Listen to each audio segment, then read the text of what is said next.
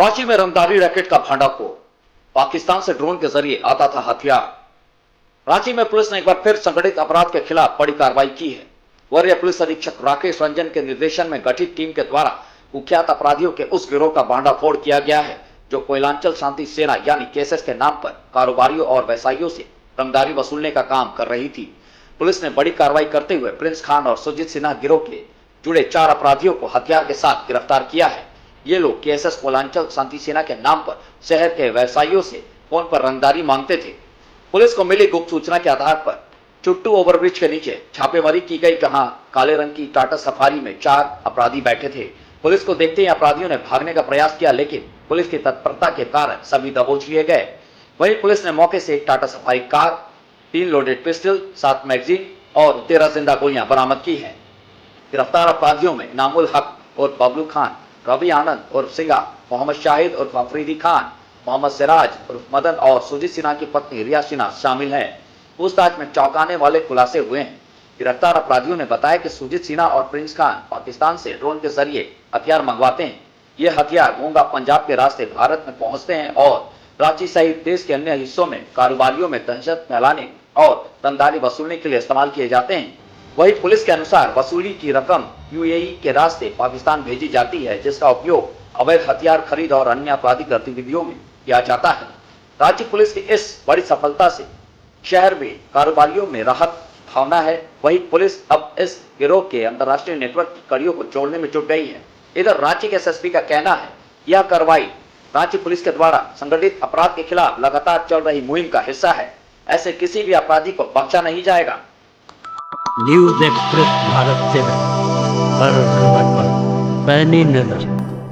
सितंबर के महीने में एक फायरिंग की घटना को अंजाम दिया गया था, जिसमें कोयलांचल शांति सेना नाम के गिरोह ने उसकी जिम्मेदारी ली थी। और उसके बाद पुलिस ने अनुसंधान करते हुए शुरू में कुछ लोगों को गिरफ्तार किया था। उसमें तुपुदाना थाना अंतर्गत उन्हीं लोगों के साथ पुलिस की मुठभेड़ भी हुई थी। और उसके कुछ सप्ताह के पश्चात एक और गिरफ्तारी हुई थी। 3 से 4 लोगों की दोबारा से गिरफ्तारी हुई थी। इसी कांड में पुलिस ने और आगरतरा अनुसंधान करते हुए डीप इन्वेस्टिगेशन, आगे जो फर्दर इन्वेस्टिगेशन किया, अलग अलग तथ्यों पे जांच करी, तो इससे ये पता चला है कि जो ये कोयलांचल शांति सेना नाम का जो समूह था, इसे सुजीत सिन्हा द्वारा इसका यूज़ किया जा रहा था। इसको सुजीत सिन्हा ने एक पुलिस और पब्लिक में भ्रम पैदा करने के लिए इस गिरोह की शुरुआत करी थी। इनका मेन मोटिव था कि पब्लिक में तथा जो जितने बिजनेसमैन थे या जो बाकी लोग थे, जितने भी व्यवसायी थे, उनको धमकी देना, तथा जो इनके जो विरोधी गैंग थे, मैं स्पेसिफिक नाम अगर बनाऊँ तो उसमें राहुल सिंह गैंग हो गया तथा अन्य जो गैंग हो गए, उन गैंग्स के विरुद्ध भी इसे जो इन्होंने संगठन बनाया था कोयलांचल शांति सेना, ये संगठन का नाम इन्होंने बनाया था। फेसबुक के माध्यम से भी ये लोग वीडियोस अपलोड करते थे। तो इस गिरोह का फिर उसके बाद पर्दाफाश हुआ है तथा कुछ महत्वपूर्ण तथ्य इसमें सामने आए हैं। और ये रांची पुलिस की एक महत्वपूर्ण उपलब्धि है। इसमें ये सामने आया है कि सुजीत सिन्हा डायरेक्टली प्रिंस खान जो अभी यूएई में है तथा जितने बिजनेसमैन वगैरह हैं, उनको धमकी देता रहता है। इन दोनों की आपस में बातचीत लगातार होती रहती है। प्रिंस खान की और सुजीत सिन्हा की आपस में बातचीत होती है। दूसरे तथ्य इसमें सामने आया है कि प्रिंस खान पाकिस्तान से बॉर्डर क्रॉस करवा के पंजाब से ड्रोन के थ्रू एयर ड्रॉप करवाता था वेपन्स, और उन वेपन्स की डिलीवरी जो है सुजीत सिन्हा रिसीव करके रांची में उन वेपन्स की एंट्री करवाता था। जिसमें कुछ सप्ताह ये भी इन्वेस्टिगेशन में सामने आया कि कुछ वीक्स पहले लगभग 20-21 पिस्टल की जो डिलीवरी हुई है, उसी रूट से पिस्टल्स की डिलीवरी हुई है। और धमकी के माध्यम से जो पैसा लेवी के रूप में जो वसूला गया था, उस पैसे का इस्तेमाल दोबारा से वेपन्स खरीदने में किया जाने की हमारे पास इंफॉर्मेशन है, तथा वो पैसा दोबारा जा रहा है प्रिंस खान के पास जो अभी यूएई में है। तो डायरेक्टली इनडायरेक्टली इनका रिलेशन टेरर फाइनेंसिंग और इनकी एक्टिविटीज़ जो है टेरर फाइनेंसिंग और टेरर फंडिंग से भी रिलेटेड है।